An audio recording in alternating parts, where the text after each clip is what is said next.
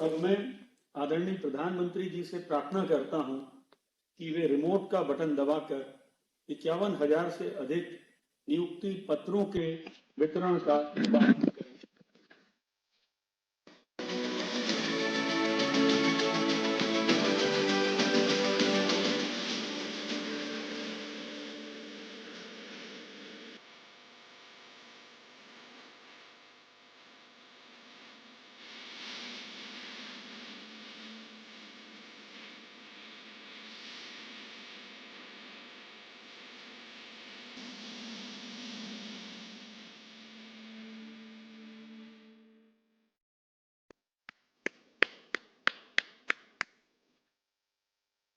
मैं आदरणीय प्रधानमंत्री जी से निवेदन करता हूं कि रोजगार मेले के इस विशेष अवसर पर अपने आशीर्वचनों से हम सभी को तथा राष्ट्र की युवा शक्ति को संबोधित करें।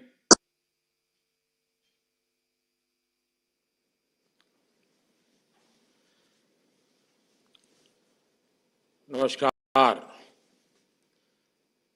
देश पूरी तरह सपोर्ट किया है। संसाधन में सपोर्ट, धन देने में सपोर्ट। ये महिलाएं किसी ना किसी रोजगार से आय अर्जित कर रही हैं, कमाई कर रही है। हमारी सरकार ने इनमें से 3 करोड़ महिलाओं को लखपति दीदी बनाने का लक्ष्य रखा है। मामूली इनकम नहीं, हम इनकम भी बढ़ाना चाहते हैं। अब तक करीब 1.25 करोड़ महिलाएं लखपति दीदी बन चुकी हैं। मतलब उनकी एक साल की इनकम 1 लाख रुपए से ज्यादा हो गई है और ये हर वर्ष कमाने वाले हैं। साथियों, आज भारत दुनिया की तीसरी सबसे बड़ी अर्थव्यवस्था बनने की दिशा में आगे बढ़ रहा है।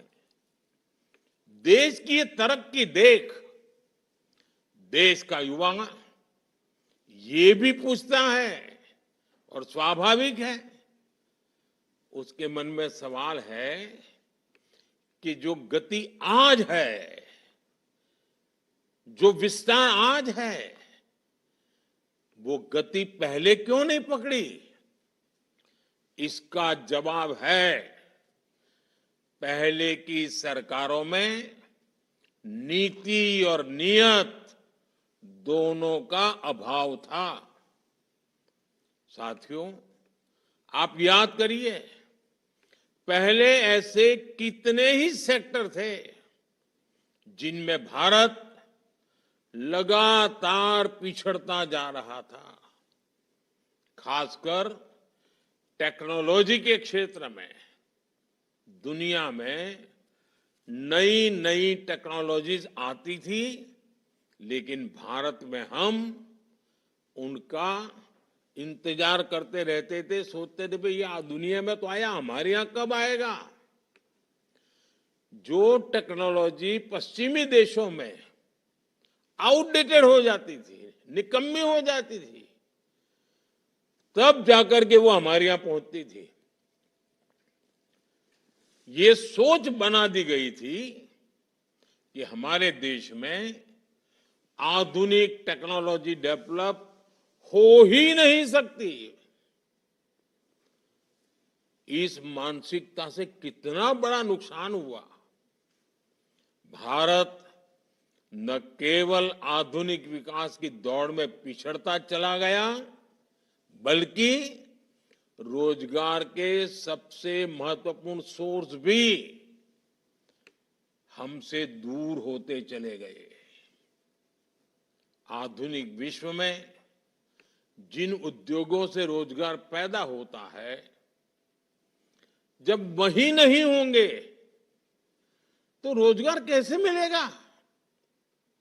इसलिए हमने पुरानी सरकारों की उस पुरानी सोच से देश को आजाद कराने के लिए काम शुरू किया है।